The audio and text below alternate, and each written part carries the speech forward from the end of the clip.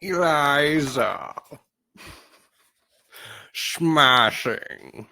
We're gonna have a smashing good time, yes. Today, we are reading Perloo, the bird. Baby, yes. Smashing good time. And we are on chapter 25. Perloo among the Felbarts. I haven't done that in a while. Okay. Let's do it.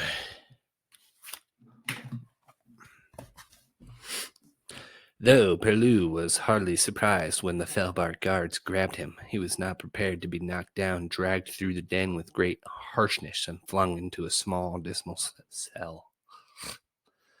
Hardly more than a black hole in the rock.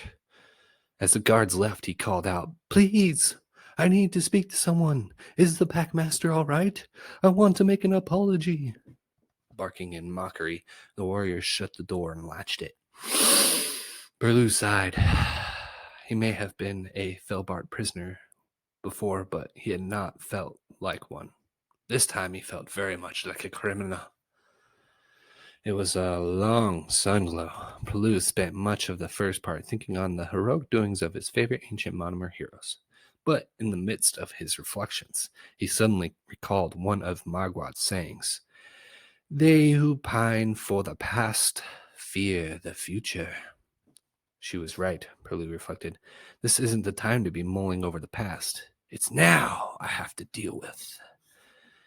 It was while rehearsing an apology speech he hoped to make to the Felbarts that his cell door was flung open.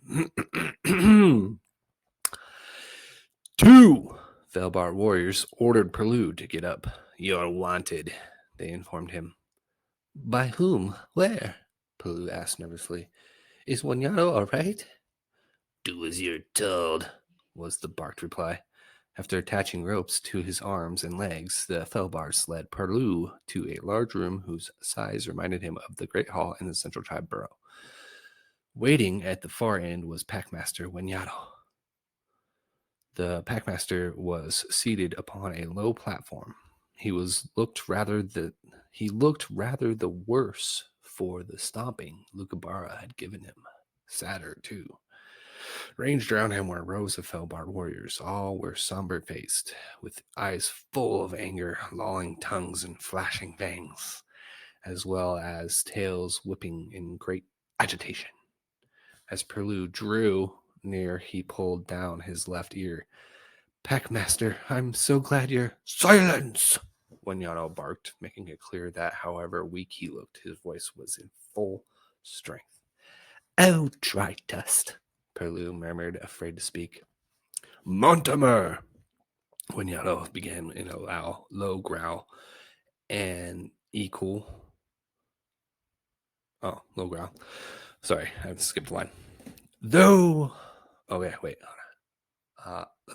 you came to us uninvited, I spoke to you as an equal. I trusted you well, hoping we too could keep peace between our tribes. When you informed me of your... I'm messing up a lot. When you informed me of your position as grantor, I chose to believe your story. I extended much courtesy to you. Then, just as I was coming to talk again, you attacked me and tried to escape. Indeed, your partner did escape. Mortimer, before we kill you, do you have anything to say for yourself? Oh, dust, Perloo mumbled. Very dry dust. He ruffled his scruffy whiskers and worried his paws so much it looked as if he were tying a complicated knot. He tried to look Wanyado in the eye, but faltered. Really, I want to apologize, he managed to say. You see, you left us alone for so long. We had no way of knowing you were coming or what your plans might be. I tried to restrain Lucabara. Then, when she escaped, I decided not to. You were captured, Wanyado snapped. Well, actually, I could have gotten away, Perloo felt compelled to insist. I didn't go because promised I wouldn't. Honestly, if I've learned anything by all this, it's that I should only do what I feel is right and keep my promises, he added sadly. Wanyado, head cocked to one side, gazed somberly at Perloo. Then he turned to the guards who had captured Perloo at the cave doors. It is true what this monomer says, he demanded. Could he have escaped, or did you keep him from doing it? There was some hasty conferring among the Felbart guards. One of them stepped forward. It's true, Packmaster. He could have gotten away. Instead, he acted as if he wished to remain. Wanyado's face softened. He turned back to Perloo. Why did you choose to stay? He asked. If you had gone, you might have stopped Berwig's army from attacking us. Lucabara went, Perloo replied. She'll make every effort to stop the war. I remained because I wanted you to trust me. You have a curious way of expressing trust, Wanyado said, attacking me. I was wrong, Perloo said softly.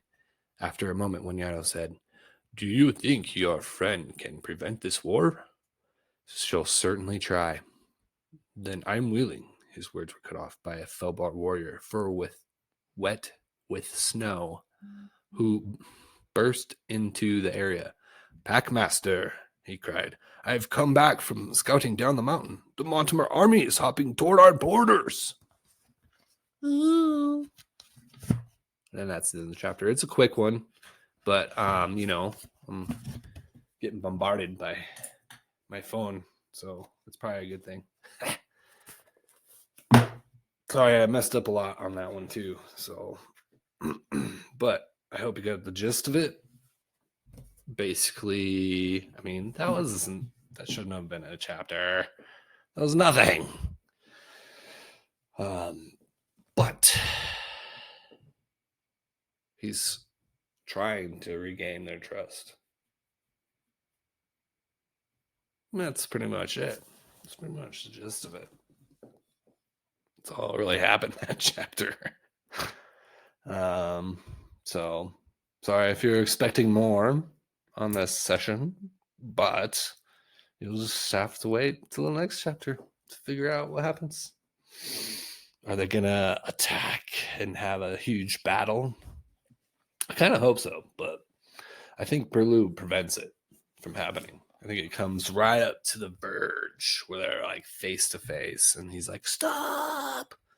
and says something. Aha! I bet that's what happens. Mm-hmm. Smashing. Okay. So the next chapter will be The Mortimer Army Advances. So we'll see what that will come to on the next episode. Mm-hmm. All right. Well, that's it. And I hope you have a good day. I hope you enjoyed this really short chapter of me messing up a lot. And yeah, Perloo the Bold, everybody. I love this book, and I'm very happy that I get to read it and share it with anyone who wants to watch me. Yeah. All right. Later.